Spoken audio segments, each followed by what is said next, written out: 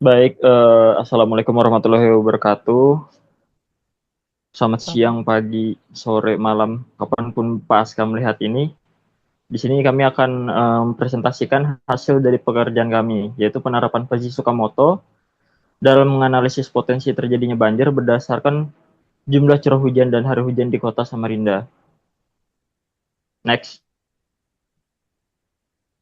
Sebelumnya, anggota tim kami sendiri itu ada Fortuman Telambanua, ada saya sendiri Yahya Nur Alamsyah, ada Yusri Jabai Haki, dan Ahmad Alfianto. Next. Selanjutnya adalah latar belakang. Kota Samarinda menghadapi masalah serius terkadang banjir dengan 5 kejadian besar pada tahun 2023 yang berdampak pada 5.840 korban. Faktor utama penyebab banjir meliputi intensitas curah hujan yang tinggi, perubahan suhu, dan pola iklim global yang meningkat curah hujan hingga 45% dalam 2 dekade terakhir. Namun, sistem peringatan ini banjir yang ada masih mengandalkan pengamatan manual dan belum manfaatkan teknologi kecerdasan buatan secara optimal. Untuk mengatasi masalah ini, metode Fuji Tsukamoto diterapkan karena kemampuannya menga- menangani ketidakpuasan dan kompleksitas variabel linguistik sehingga dapat meningkatkan akurasi prediksi banjir dan mendukung sistem peringatan dini yang lebih efektif. Next. Adapun rumusan masalah yang pertama, menganalisis potensi banjir di Kota Samarinda menggunakan metode Fuji Tsukamoto berdasarkan data curah hujan dan jumlah hari hujan. Yang kedua, mengetahui sejauh mana metode Fuji Tsukamoto dapat meningkatkan akurasi prediksi banjir dibandingkan dengan metode manual yang ada. Next. Tujuan penelitian mengimplementasikan metode Fuji Tsukamoto untuk menganalisis potensi banjir. Ya, meningkatkan akurasi keputusan dalam manajer risiko banjir.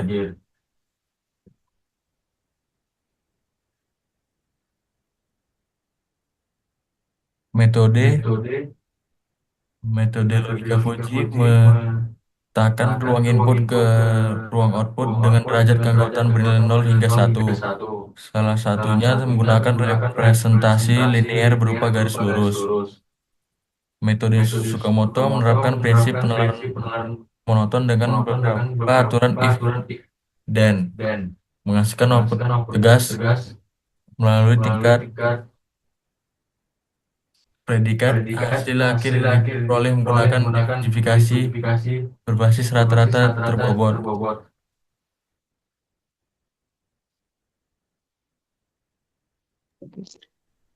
Baik, selanjutnya untuk pembahasan bahwa penelitian ini menggunakan data sekunder yang diambil pada website BPS Kalimantan Timur dimulai dari Januari 2018 sampai Desember 2022.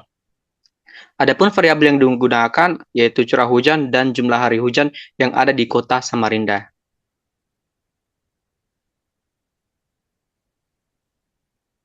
Nah, untuk yang pertama adalah variabel curah hujan. Dapat dilihat pada variabel curah hujan di sini, kami memetakan menjadi 3 daftar keanggotaan, yaitu rendah, sedang, dan tinggi. Rendah berada pada rentang kurang dari 175, sedangkan sedang berada pada rentang X lebih besar dari 100 dan X kurang dari sama dengan 325. Dan keanggotaan ketiga itu tinggi berada pada rentang lebih besar dari 250. Berikutnya, nah di sini berdasarkan dari variabel keanggotaan yang telah disusun, kami memetakannya dalam bentuk grafik. Dapat dilihat pada grafik berikut ini bahwasanya sedang, rendah beririsan dengan sedang, dan sedang beririsan juga dengan tinggi. Nah, oleh karena itu, kami membuat formula khusus untuk melihat keanggotaan dari masing-masing himpunan tadi. Nah, yang pertama, Ketika variabel curah hujannya itu tinggi, itu akan bernilai 0 ketika X itu kurang dari 250.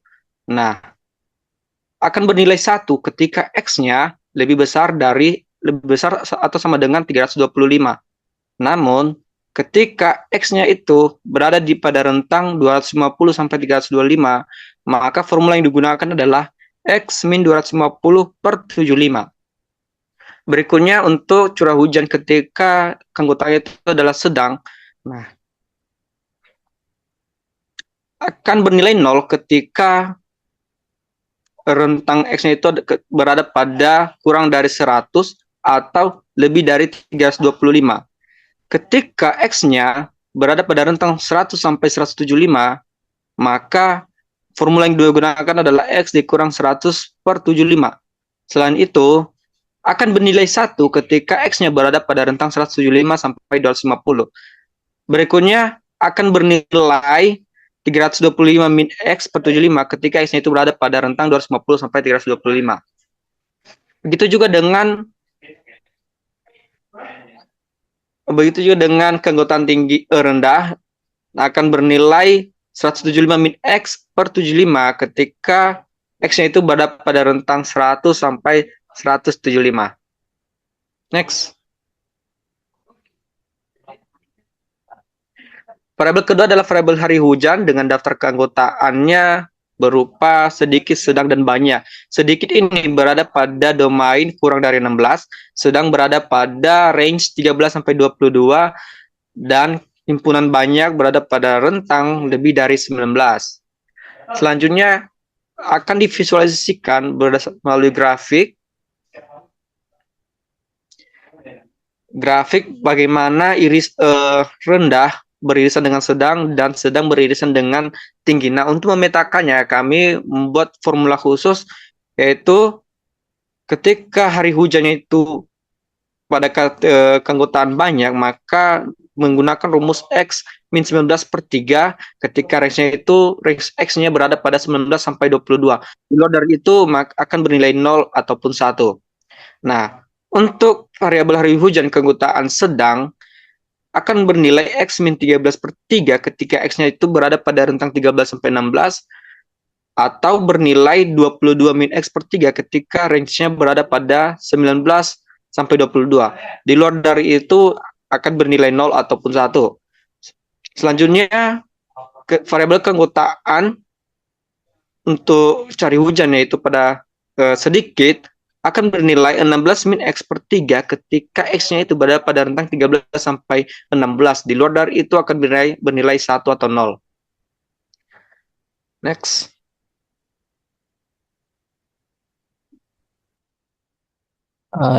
Baik, selanjutnya adalah inverterasi. Inverterasi menunjukkan 9 aturan inflasi Fuji yang dibentuk berdasarkan kombinasi dari dua variabel input, yaitu curah hujan dan hari hujan, yang masing-masing dengan 3 himpunan bahasa tinggi, sedang, dan rendah. Aturan ini digunakan untuk menarik kesimpulan terkait kemungkinan terjadinya banjir atau tidak banjir berdasarkan kondisi input. Lalu ini adalah hasil output di mana nilai 0 mewakili keadaan tidak banjir dan sedangkan 1 mewakili keadaan banjir. Sehingga nilai variabel outputnya sesuai dengan grafik. Dari grafik tersebut juga didapatkan dua himpunan, yaitu himpunan tidak banjir menunjukkan representasi linear turun, sedangkan untuk himpunan banjir menunjukkan representasi linear naik. Lalu ada aplikasi selanjutnya adalah aplikasi aturan inflasi Fuji, yaitu penerapan aturan inflasi Fuji pada 3 kasus yang berbeda. Yang pertama adalah curah hujan tinggi, yang dimana nilainya adalah 309,1, dan dengan hari hujan banyak dengan nilai 16. Yang didapatkan hasilnya adalah 1, yang berarti terjadi banjir. Yang kedua adalah curah hujan rendah dan sedang dengan nilai 172,6 dengan hari hujan banyak dengan nilai 25. Didapatkan hasil 0,96, yang didapatkan hasil yaitu banjir. Lalu yang ketiga adalah curah hujan sedang dengan nilai 215,9 dengan hari hujannya sedang dengan nilai 18. Yang didapatkan adalah hasilnya 0 dengan tidak banjir. Next. Eh, Lalu ada hasil, bisa dilihat dari 60 percobaan ada 18 data yang tidak sesuai dengan kondisi real di Kota Samarinda. Sebagaimana dilaporkan oleh Badan Penanggulangan Bencana Daerah pada 2018, 2019, 2020, 2021, dan 2022. Hasil yang sesuai adalah 45 percobaan dengan tingkat akurasi 70%.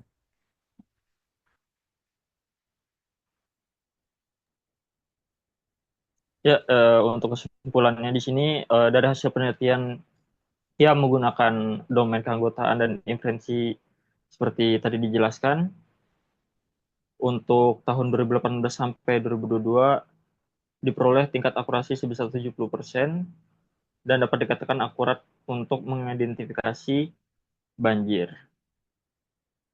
Next. Baik, saya ucapkan terima kasih kepada teman-teman atas kerjasamanya.